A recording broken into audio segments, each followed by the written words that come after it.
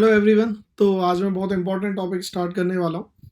एक तो मैं आज आपको पढ़ाने वाला हूँ पीओएसी, और पीओएसी के अलावा today I will teach you the percentage yield. ये परसेंटेज यील्ड क्या होती है और किस तरीके से इसे कैलकुलेट किया जाता है, तो इन सारी चीज़ों को आज हम लेने वाले हैं। पीओएसी के क्या फ़ायदे हैं ये भी मैं अभी बता देता हूँ। देखिए, नॉर्मली आपको जब आप स्टोइचियोमेट्री की प्रॉब्लम सॉल्व करते हैं तो क्या करना पड़ता है, आपको एक रिएक्शन को बैलेंस करना पड़ता है। बट अगर आप पीओएसी को अच्छे से सीख लेते हैं तो आप बिना बैलेंसिंग के भी कितना अमाउंट लेकर के कितना प्रोडक्ट बनेगा ये बता सकते हैं। तो इसलिए ये बहुत इंपॉर्टेंट टॉपिक हो जाता है। तो मैं आपको आज पीओएसी सिखाऊंगा जिसमें आपको फिर बैलेंसिंग की जरूरत नहीं पड़ेगी, और कहाँ पीओएसी की ड्रॉबैक्स वगैरह आएंगी वो सब भी मैं आज आपको बताऊंगा। चलिए डायरेक्ट स्टार्ट करते हैं। Percentage yield of a reaction. Percentage yield का क्या मतलब है? एक बिल्कुल बेसिक एग्जांपल लेता हूँ। जैसे आपने CaCO3 लिया, और अगर CaCO3 लिया, इससे CO सॉलिड और CO2 गैस बन गया। तो यहाँ से मुझे पता है कि मैंने 1 मोल लिया, तो ये जीरो था। तो थोड़ी देर बाद मैं क्या कह सकता हूँ, maybe after some time ये जीरो होगा तो ये 1 मोल होगा और ये 1 मोल होगा। तो मैंने क्या मान लिया कि ये 1 मोल था, तो ये पूरा इसमें कन्वर्ट हो गया। तो ऐसे सिनेरियो को बोला जाता है कि ऐसे सिनेरियो में यील्ड जो है दैट इज 100%। लेकिन कई बार क्या हो सकता है कई सिनेरियो हो सकते हैं कि आपने 1 मोल मतलब आपने माना ये 100 ग्राम है। क्या माना? 100 ग्राम। तो आपने जिस कंटेनर में 100 ग्राम CaCO3 लिया, आपको पता ही नहीं थी असलियत में उसमें ये 80 ग्राम था और 20 ग्राम उसमें सैंड थी। तो सैंड बोले तो इम्प्योरिटी। तो अगर इम्प्योरिटी प्रेजेंट है तो फिर गड़बड़ होगी भाई। तो ऐसे सिनेरियो में आप तो सोचे बैठे हो कि 100 ग्राम में 1 मोल होगा, बट उसका मोल तो 0.8 है, तो ये 0.8 मोल बनेगा उस सिनेरियो में। तो आप सोचे बैठे थे मेरे पास 1 मोल है, बट वो है ही नहीं। तो ऐसा भी हो सकता है कि कई बार इम्प्योरिटी प्रेजेंट होने की वजह से आपकी उतनी यील्ड ना आए जितना आप एक्सपेक्ट कर रहे हैं। तो यहाँ मैं परसेंटेज यील्ड बोलूँ तो परसेंटेज यील्ड का आंसर क्या होगा कि भाई 0.8/1 × 100। तो इससे अगर आप फॉर्मूला बनाएं परसेंटेज यील्ड का, तो वो क्या आ जाएगा? वो ये आ जाएगा, परसेंटेज यील्ड एक्चुअल अमाउंट जो बना, एक्चुअल अमाउंट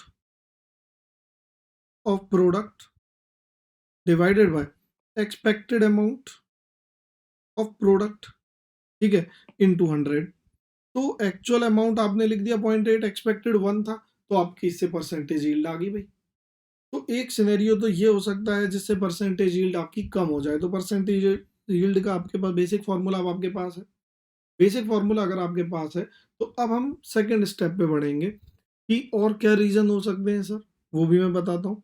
देखिए, परसेंटेज यील्ड डाउन होने के ये रीजन भी हो सकते हैं। मान लीजिए आपने KClO3 लिया एक कंटेनर में और उसे हीट करना स्टार्ट कर दिया।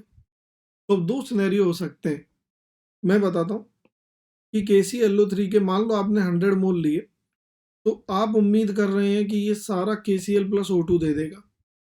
लेकिन हुआ क्या, ये KClO3 आपको KClO4 प्लस KCl भी दे रहा है। आप माने बैठे थे कि अगर 100 मोल लिए हैं तो मैं अगर इसे बैलेंस कर लूँ, तो 100 मोल लिए हैं तो इसके भी 100 बनेंगे और इसके बन जाएंगे 150 मोल। बट हुआ क्या कि ये पैरेलल रिएक्शन देने लगा। पैरेलल रिएक्शन देने का क्या मतलब है, जो KClO3 है उसमें कुछ तो KCl प्लस O2 दे रहा है, और कुछ अमाउंट इसका KClO4 प्लस KCl दे रहा है। तो गड़बड़ होगी। आपने 100 मोल लिए थे, अब ऐसा भी हो सकता है कि आउट ऑफ दीज 100 मोल्स 80 मोल इधर जा रहे हैं, 20 इधर जा रहे हैं। तो अगर 80 जा रहे हैं तो यहाँ पर फिर 80 मोल मिलेंगे, और आप एक्सपेक्ट कर रहे थे 100। तो यील्ड इस वजह से भी कम हो सकती है। तो मैंने आपको मेनली दो रीजन बताए कि यील्ड कम क्यों हो सकती है। एक रीजन था कि पैरेलल रिएक्शन हो जाए, और दूसरा रीजन मैंने अभी अभी आपको बताया, पैरेलल रिएक्शन के अलावा there might be some impurity present. तो देखिए, परसेंटेज यील्ड की कभी भी प्रॉब्लम आएगी तो दुनिया में बस तीन ही तरीके की प्रॉब्लम इसमें बन सकती हैं। वो तीन तरीके कौन से हैं? तो पहले मैं केस वन ले लेता हूँ। केस वन में क्या होगा, if percentage yield is given, percentage yield and amount of reactant is given, right. अगर आपको ये गिवन है दोनों चीजें, तो आप क्या करोगे? तो मैं एक केस ही ले लेता हूँ, देखिए कैसे करना है। मान लीजिए मैंने ये दिया CaCO3 solid and it is giving you CO solid plus CO2 gas. Suppose now I have given you 80% yield and I have given you 10 mole of this. समझ आ गई? तो आपको अमाउंट ऑफ रिएक्टेंट गिवन है 10 मोल, percentage yield given है। अब मैंने आपसे पूछा कि भैया मुझे प्रोडक्ट बता दो। तो आप ऐसे सिनेरियो में क्या करें? ध्यान से सुनना। स्टेप नंबर 1, इस यील्ड वील्ड को भूल जाओ थोड़ी देर के लिए। तो 10 मोल अगर पूरे खत्म हो जाएं तो ये 10 मोल बनेगा और ये भी 10 मोल बनेगा। यहाँ तक तो कोई प्रॉब्लम नहीं है। अब वापस यील्ड पे आओ, बट बनेगा ये 10 मोल जब जब 100% यील्ड होती, बट है कितनी 80%। तो 10 का 80 कितना होता है, 80% कितना होता है, 80/100 कर दो। तो ये भी 0.8 मोल आ जाएगा और ये भी कितना आ जाएगा, 0.8 मोल। बस इस तरीके से आपको प्रॉब्लम को करना है, बस अपने आप ही गलती नहीं होगी, राइट। तो अब आपको कभी भी ऐसी प्रॉब्लम आ जाए तो आप इजीली सॉल्व कर सकते हैं। जैसे मान लीजिए मैंने ही आपको एक problem they the, A giving you 2B, yield है 40%, T0 पर मैंने आपको दिए 20 मोल। तो बताओ बी के कितने मोल बनेंगे, कैसे निकालोगे आप कि बी के कितने मोल बनेंगे? तो बड़ा सिंपल है, यील्ड को भूल जाओ। थोड़ी देर बाद T0 का मतलब मैं बता चुका हूँ कि initially after some time T ये 0 होंगे, तो आइडियली इसके कितने मोल बनने चाहिए थे, 40 मोल बनने चाहिए थे या नहीं।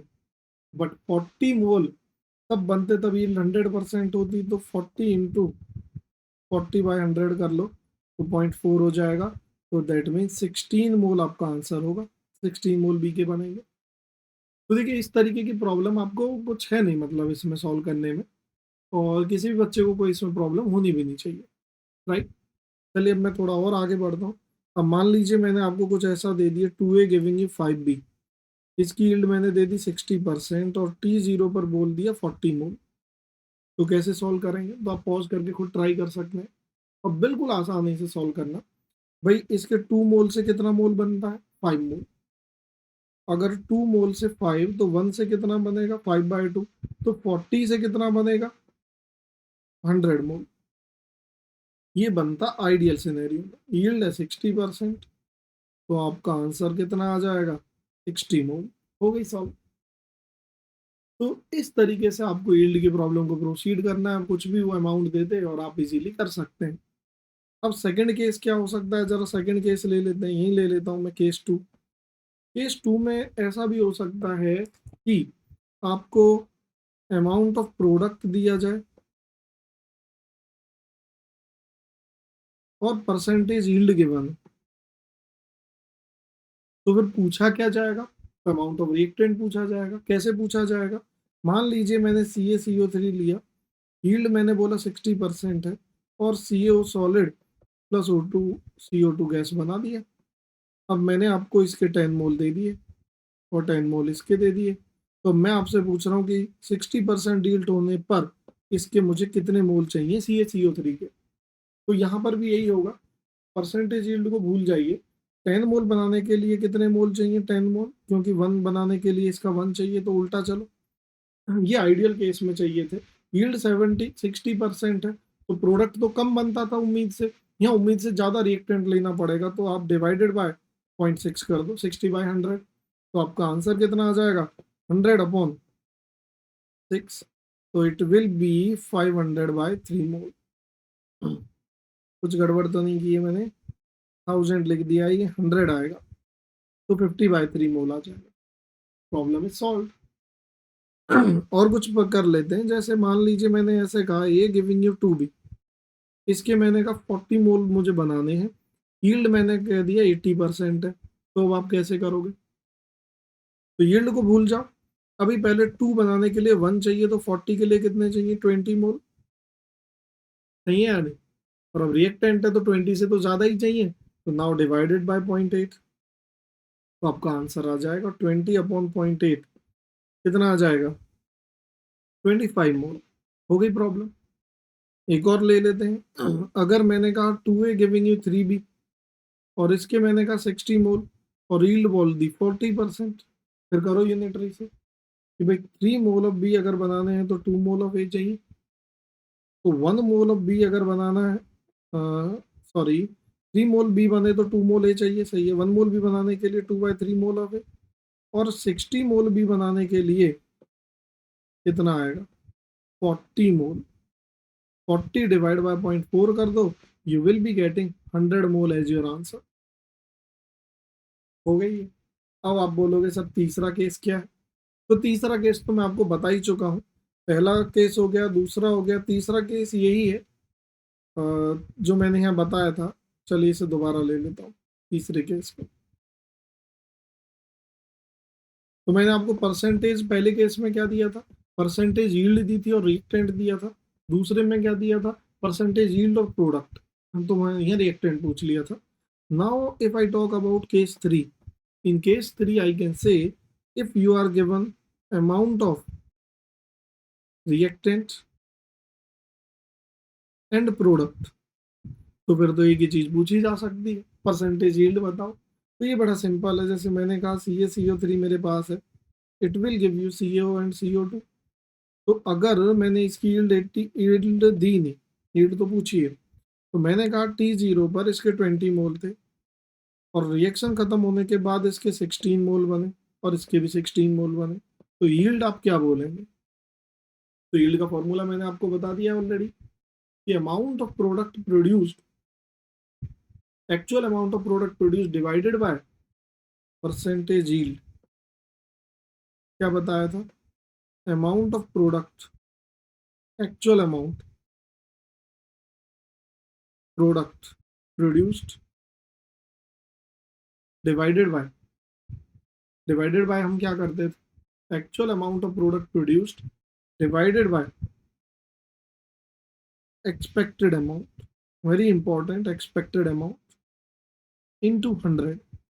तो जैसे ही आप ये करेंगे तो देखिए यहाँ 16 मोल बने इनटू 100, तो एक्सपेक्टेड कितना था? अगर आप 20 मोल लेते हैं तो 1 मोल से अगर 1 बनता है तो 20 से 20 मोल एक्सपेक्टेशन थी आपकी, तो आंसर आपका कितना आ जाएगा? 80%। तो देखिए ये तो मैंने आपको ए बी लेके प्रॉब्लम कराई। अब हम कुछ प्रॉब्लम करते हैं जिनमें ये सारा पंगा ना हो, कुछ रियलिस्टिक डेटा के ऊपर। तो आप लोग इसे यहीं पॉज कीजिए और प्रॉब्लम को ट्राई कीजिए, फिर आप मेरा सॉल्यूशन देखिए। तो calculate mass of KCl produced from 1 mole of KClO3, percentage yield of the reaction is 80। तो इसे कैसे करेंगे आप?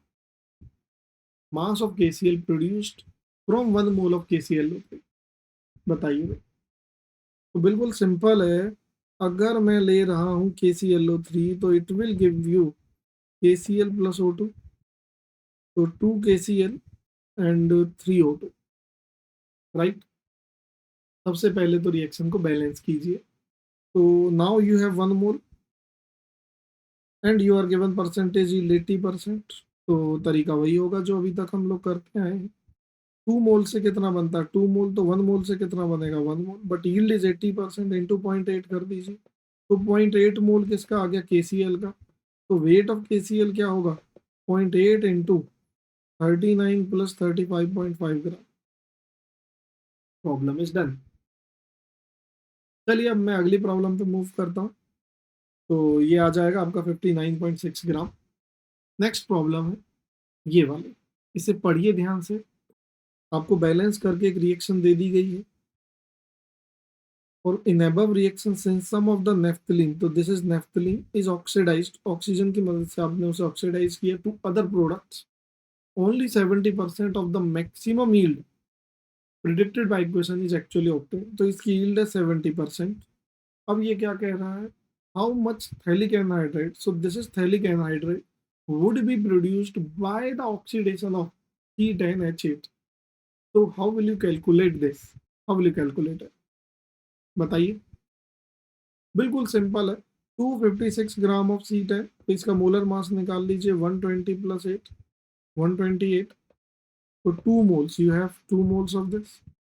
So under ideal cases you will be getting 2 mole, but 70% yield है, तो मोल कितने हो गए? 1.4 मोल।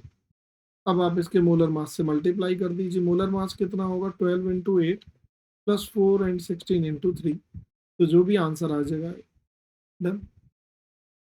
तो इन सब चीज़ों का ध्यान रखना है, और मुझे नहीं लगता फिर आपको कभी परसेंटेज यील्ड की प्रॉब्लम में कोई दिक्कत आएगी। चलिए अब मैं थोड़ा सा और आगे बढ़ जाता हूँ। नेक्स्ट प्रॉब्लम है प्रिंसिपल ऑफ एटम कंजर्वेशन। तो सबसे पहला सवाल आप अपने आप से ये पूछिए या मेरे से ये पूछिए, सर हमें इसकी ज़रूरत क्या है? Why do we need it? तो मैं बताता हूँ कि हमें इसकी ज़रूरत क्या है। देखिए अभी तक क्या होता है कि अगर आपको मैं कोई भी रिएक्शन देता हूँ, A+2B गिविंग यू 3C, और मैं बोल दूँ 10 मोल इसके हैं, 30 मोल इसके हैं, तो इसके कितने बनेंगे? तो आपको क्या करना पड़ता है, टिल दिस पॉइंट आपको हर रिएक्शन को बैलेंस करना पड़ता है, उनके स्टोइचियोमेट्रिक कोफिशिएंट, और बैलेंसिंग में भी टाइम लगता है। तो अगर आप प्रिंसिपल ऑफ एटॉमिक कंजर्वेशन सीख लेंगे तो फिर आपको प्रॉब्लम नहीं होगी, आप बिना बैलेंस के भी आंसर कर सकते हैं।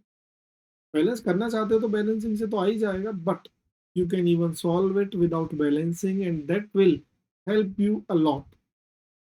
तो जरा स्टार्ट करते हैं कि भाई कैसे आप इसे सॉल्व करोगे। तो पहला पॉइंट, हम पहले इसका मीनिंग समझिए।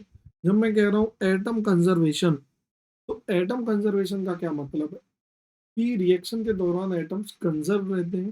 कंजर्व रहने का मतलब है ना तो कोई जो पुराना रिएक्टेंट है वो डिस्ट्रॉय किया जा सकता है, ना रिएक्शन के दौरान नया रिएक्टेंट बनेगा। मतलब जैसे अगर मैंने ये लिखा CaCO3, तो इससे क्या बनेगा CO+CO2। तो अगर यहाँ पर मैंने इसके 100 मॉलिक्यूल लिए, 100 मॉलिक्यूल, तो उसमें कैल्शियम के कितने एटम होंगे? 100। कार्बन के कितने होंगे? 100। ऑक्सीजन के कितने होंगे? 300। राइट।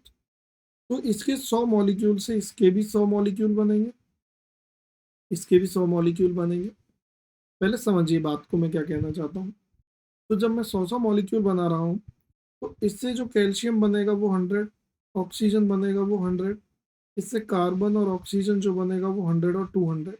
तो अब आप ध्यान से देखिए, यहाँ कैल्शियम 100 था, यहाँ भी 100 है, कार्बन 100 था, यहाँ भी 100 है, ऑक्सीजन 300 था, तो 100 और 200 आप सम कर दीजिए 300। जितने एटम रिएक्टेंट साइड होंगे उतने ही प्रोडक्ट साइड जाएंगे, ना कम ना ज्यादा। बहुत इंपॉर्टेंट है। इसी का मतलब होता है कंजर्वेशन। जैसे वाटर होता है, वाटर कंजर्वेशन हम कैसे बोलते हैं?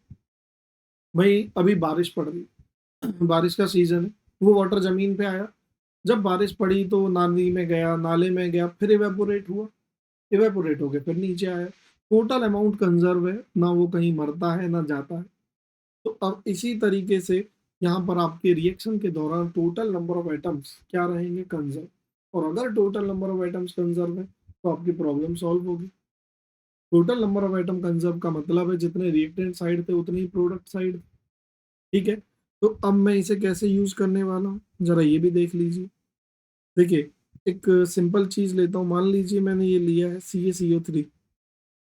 अगर मैंने इसका 1 मोल लिया है तो इसमें कैल्शियम का कितना मोल होगा? 1। कार्बन का कितना होगा? 1। और ऑक्सीजन का कितना होगा? 3। तो ये 3 कैसे आया? 1 मोल इंटू 3। चलिए अगर मैं 1 मोल की जगह इसके 2 मोल लूँ, तो इसमें कैल्शियम के कितने होंगे? 1 इंटू 2 मोल। कार्बन के कितने होंगे? 1 इंटू 2। और ऑक्सीजन के एक मॉलिक्यूल में 3 है, तो 2 मोल में कितने होंगे? 2 इंटू 3 6। राइट। तो ये मैं बताना चाहता हूँ, इसके पीछे मेरा लॉजिक ये है कि अगर मैं N मोल इसके लूँ तो इसके कितने मोल होंगे कैल्शियम के? 1 इंटू N, क्योंकि ये 1 है। और कार्बन के कितने होंगे? 1 इंटू N। और ऑक्सीजन के कितने होंगे? 3 इंटू N। तो N बेसिकली क्या है? N बेसिकली क्या है? N mole of this. तो ये मैं क्यों बता रहा हूँ, जैसे अगर मैंने कहा C12H22O11, इसके अगर मैंने 2 मोल लिए, तो मैं अगर आपसे पूछूं मोल ऑफ कार्बन कितने होंगे, तो आप क्या बोलोगे? 12 इंटू मोल ऑफ C12H22O11, तो you will write 12 into 2। Similarly अगर मैं आपसे यहाँ पर पूछ लूँ कि भाई मुझे बताइए मोल ऑफ हाइड्रोजन कितने होंगे, तो आप क्या लिखोगे? 22, जो ये कोफिशियंट है यहाँ पर, 22 इंटू क्या लिखोगे? इंटू आप लिखोगे मोल C12H22O11, तो 22 इंटू 2 44 मोल। पॉइंट क्लियर हो गया। तो यहाँ पर भी जब मैं POAC की बात कर रहा हूँ, तो अगर मैं POAC लगाता हूँ कार्बन के इस पे, कैल्शियम पे, POAC ऑन Ca, तो I can write moles of Ca in CaCO3 is equal to, I can write moles of Ca in CaO. तो Ca का कोफिशिएंट 1 है, तो 1 इंटू मोल ऑफ CaCO3 लिखूंगा। क्यों लिखा? जैसा मैंने यहाँ दिखाया, 12 ये कोफिशिएंट लिया तो यहाँ कोफिशिएंट 1 है, और यहाँ पर भी मैं इसके सारे कैल्शियम यहाँ आ रहे, तो 1 इंटू मोल ऑफ CaO लिखूंगा। बहुत इंपॉर्टेंट है भाई, फिर ध्यान से समझ लीजिए। अब मैं कार्बन पे लगा के दिखाता हूँ, कार्बन का कोफिशिएंट 1 है, तो now I will say POAC on C carbon. तो जितने कार्बन के एटम लेफ्ट साइड हैं, तो moles of carbon in CaCO3 is equal two moles of carbon in CO2। तो it will be 1 into mole of CaCO3 and it will be 1 into mole of CO2, क्योंकि carbon जो है वो यहाँ जा रहा है। अब जो दिक्कत आती है वो ऑक्सीजन में आती है, और बच्चे फंसते भी यहीं पर है। तो मैं बताता हूँ ऑक्सीजन की प्रॉब्लम का भी समाधान ढूंढते हैं। जो ऑक्सीजन के यहाँ पर थे वो दो जगह जा रहे हैं, और कोई तीसरी जगह तो है नहीं। तो जितने भी ऑक्सीजन के एटम CaCO3 में थे, now what will I right? POAC on oxygen. I will simply write moles of oxygen in CaCO3 is equal to moles of O in CaO plus moles of O in CO2। तो ये क्या होगा? 3 into mole of CaCO3, CO में तो coefficient 1 ही है, 1 into mole of CaO, और CO2 में 2 है, 2 इंटू मोल ऑफ CO2। मेरे हिसाब से अब आपकी प्रॉब्लम सॉल्व हो गई होगी, मैं हट जाता हूँ। 2 into mole of CO2, right. चलिए, अगर आप ये सीख गए हैं तो मैं अब आपको कुछ प्रैक्टिस के लिए देता हूँ, ताकि आप POAC लगाना सीखें। मान लीजिए मैंने MnO2 माइनस कहा, और मैंने कहा Mn3O4 बना दिया। Mn पर अंडरलाइन सब्सटेंसेस पर POAC लगा। सिमिलरली अगर अब मैंने आपसे कहा K2Cr2O7 और हीट करने पर Cr3 प्लस आयन मान लीजिए उसने बना दिया, तो क्रोमियम पर लगा। अगर मैंने कहा NH4NO3 हीट करने पर अगर मैंने N2 बना दिया, तो नाइट्रोजन पर POAC लगा। और भी एक ले लेते हैं केस, Fe2O3 है मान लीजिए, और मैंने इसे Fe3O4 में कन्वर्ट कर दिया, तो आप Fe पर लगाएं। तो how will you apply POAC on all these underlined atom? तो अब आपको बैलेंस नहीं करना है, बिल्कुल ध्यान रखिएगा। तो यहाँ पर 1 है, 1 इंटू मोल ऑफ KMnO4, यहाँ पर कितने हैं? 3 इंटू मोल ऑफ Mn3O4। हो गई प्रॉब्लम सॉल्व। तो आप यहाँ पर क्या करने वाले हैं? 2 into mole of K2Cr2O7, 1 into mole of Cr3 plus. देखिए, मैंने जो मॉड्यूल आपको दिया हुआ है, ग्रुप में शेयर किया हुआ है, आप उस मॉड्यूल में देखिए। POAC की मैंने 10-12 प्रॉब्लम अलग से दे रखी है। मॉड्यूल की एक्सरसाइज 1 में हर चीज़ टॉपिक वाइज है, तो आप वहाँ से प्रैक्टिस करते रहिए। NH4NO3 की अगर मैं बात करूँ, तो नाइट्रोजन के देखिए 2 एटम है, तो 2 इंटू मोल्स ऑफ NH4NO3, और यहाँ तो 2 दिख ही रहा है, 2 इंटू मोल ऑफ N2। यहाँ पर अगर मैंने कहा Fe2O3, तो 2 into mole of Fe2O3 and 3 into mole of Fe3O4। मुझे लगता है इसके बाद हर बच्चे का ये पॉइंट क्लियर हो गया होगा, राइट। चलिए, तो अब थोड़ा आगे मूव करते हैं, और अगला पॉइंट मेरा है, प्रैक्टिस कर लेते हैं। ये तो टफ हो जाएगा, पहले कुछ सिंपल प्रैक्टिस कर लेते हैं। जैसे मान लीजिए मैंने आपको KClO3 दिया, इसने बनाया KCl प्लस O2। बैलेंस करके तो आप कर सकते हैं। अब मैं आपसे कहूँगा कि बैलेंस मत कीजिए, मैंने इसे 90 मोल दिए, तो मुझे बताइए O2 के कितने मिलेंगे विदाउट बैलेंस। तो इससे आप ट्राई कीजिए। अब आपको सीधा दिख रहा है कि यार जो भी ऑक्सीजन यहाँ था वो यहाँ चला गया, तो you can directly apply POAC on oxygen. So you will be applying POAC on O, and you will be getting 3 into mole of KClO3, 2 into mole of O2, तो 3 into 90 मोल। और यहाँ पर क्या आ जाएगा आपका 2 इंटू मोल ऑफ O2। तो आप इसे कैंसिल कर दीजिए, तो मोल ऑफ O2 कितना आ जाएगा 15 135 मोल। तो देखिए इस तरीके से बिना बैलेंसिंग के आपने O2 निकाल लिया, नहीं निकाला, समझे? ऐसे आपको चीज़ों को करना था, फिर आपको कोई दिक्कत नहीं होगी। चलिए थोड़ा सा और आगे मूव करते हैं भाई। अब थोड़ी रियलिस्टिक प्रॉब्लम कर लेते हैं। All carbon atoms present in this weighing 254 gram is converted to CO2. How many gram of CO2 were obtained? तो देखिए ऐसी प्रॉब्लम है जहां आपको आइडिया भी नहीं है कि कितना प्रोडक्ट बनेगा और क्या क्या प्रोडक्ट बनेंगे। तो आप बैलेंस कहाँ से करोगे जहां आपको रिएक्शन ही नहीं पता, हाउ टू बैलेंस इट, तो फंस गई गाड़ी। तो how will you solve it? What are those ways through which you are going to solve it? करिए वे ट्राई।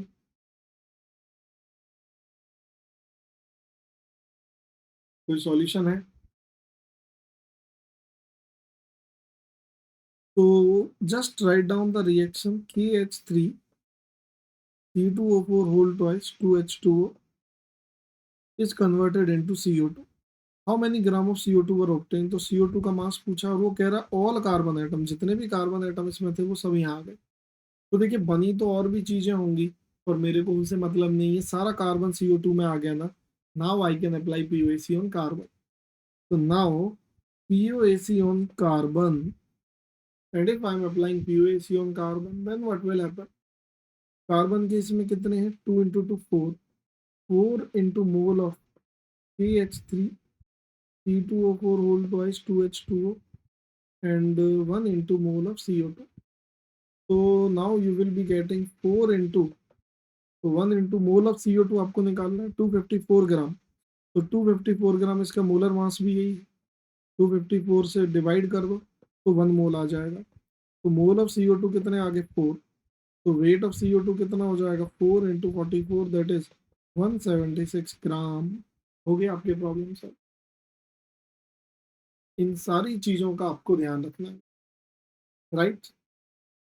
चलिए आगे मूव करते हैं। अगली problem, 1.5 gram sample of type metal. तो टाइप मेटल क्या होता है मान लो मुझे भी नहीं पता, कि बेसिकली बता दिया इन्होंने, an alloy of SN, PB, copper and SP is dissolved in nitric acid and metastannic acid H2SNO3 precipitates. This is dehydrated by heating it tin oxides। ये बात आपको नहीं पता होगी कि ये होती है, इसके लिए 4 लिखा, ये ऑक्सीडेशन स्टेट है। which is found to weigh 0.5 gram. So what percentage of tin was in original metal sample? देखिए मेटल सैंपल कितना था 1.5 ग्राम। थोड़ा सा आप दिमाग लगाइए फिर हम आगे मूव करेंगे। तो ये POAC के बिना नहीं होगी। तो जब आपसे परसेंटेज पूछी गई है आप पॉज कर लीजिए फिर आप सॉल्यूशन देखिएगा। परसेंटेज यील्ड नहीं, सॉरी, परसेंटेज ऑफ टिन पूछा गया है, तो आप लिखेंगे weight of tin divided by weight of sample into 100। तो वेट ऑफ सैंपल कितना है 1.5 ग्राम इंटू 100, तो किसी तरह टिन का वेट निकालना है। तो देखिए वो क्या कह रहा है कि जो सैंपल था उस सैंपल में आपने नाइट्रिक एसिड डाला तो आपको क्या मिला H2SNO3। ये हीट करने के बाद आपने इसमें से वाटर निकाला एंड यू गॉट SNO2। ठीक है, चलिए मेरे को अपने को यहाँ से हटाना पड़ेगा। कितना हो गया? तो अब आपको यहाँ का जो टिन था वो सारा यहाँ आ गया, ये दे रखा है 0.5 ग्राम। अब प्रॉब्लम सॉल्व होगी। यहाँ जो भी टिन था मैंने मोल दिया भैया, टिन पे लगा दो POAC। 1 into mole of tin 1 into mole of SNO2। तो 1 इंटू मोल ऑफ टिन आ जाएगा 1 इंटू मोल ऑफ SNO2 क्या आएगा 0.5 अपॉन SN119 प्लस 32। तो इसके मोल आ गए, मोल से मास आ जाएगा और मास निकाल करके यहाँ रख दीजिए, you will be getting percentage. तो देखिए POAC ने आपकी इस प्रॉब्लम को कितना इजी कर दिया है। अदरवाइज ये टफ प्रॉब्लम थी और ये उतनी आसानी से नहीं होती, क्योंकि आपको इसके प्रोडक्ट भी नहीं पता, आप सोचते ही रह जाते कि अरे सर यहाँ क्या बनेगा, यहाँ क्या बनेगा, यहाँ क्या बनेगा, और बात हाथ से निकल जाती, राइट। तो ये प्रॉब्लम इसीलिए आसान हुई क्योंकि आपने POAC लगाया। तो पीओएसी की मदद से देखिए मोल कॉन्सेप्ट में आप जब भी मेरी क्लास अटेंड करते हैं तो पिछला होमवर्क जरूर कर लें, नहीं तो आपको समझ नहीं आएगा, राइट।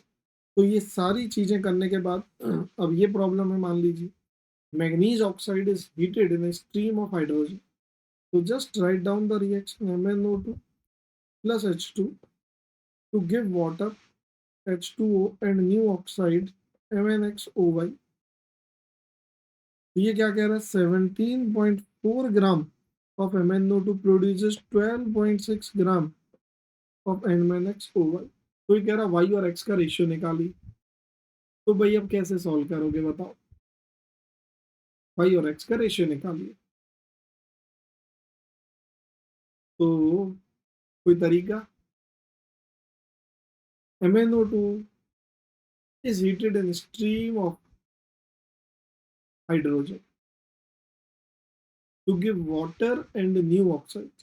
चलिए कोई तरीका समझ नहीं आ रहा तो पहले Mn पे POAC लगा दीजिए भाई, POAC on Mn। तो क्या होगा 1 into 17.5 upon molar mass of this. तो मोलर मास जो भी Mn का आएगा 55 प्लस 32, और यहाँ पर क्या होगा x into 12.6 upon molar mass इसका m मान लो।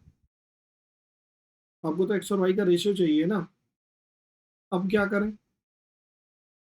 तो यहाँ से तो x आएगा, y के लिए तो मुझे इस पे POAC लगानी पड़ेगी, तो इस पे भी लगा दो भी। 2 इंटू 17.4 अपॉन 55 प्लस 32। इसका जो O है वो दो जगह गया है, अब थोड़ा दिमाग लगाना पड़ेगा, दो जगह गया है। तो यहाँ आप लिखोगे 1 into mole of H2O plus यहाँ क्या लिखोगे y into 12.6 by m।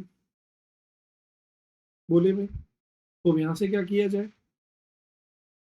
Manganese oxide is heated in stream of hydrogen to give water and new oxide MnXOY।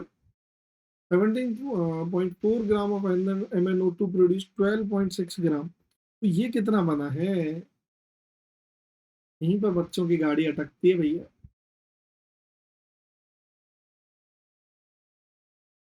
बोलो कितना बना है, to give water and new oxide this. So how will you solve it?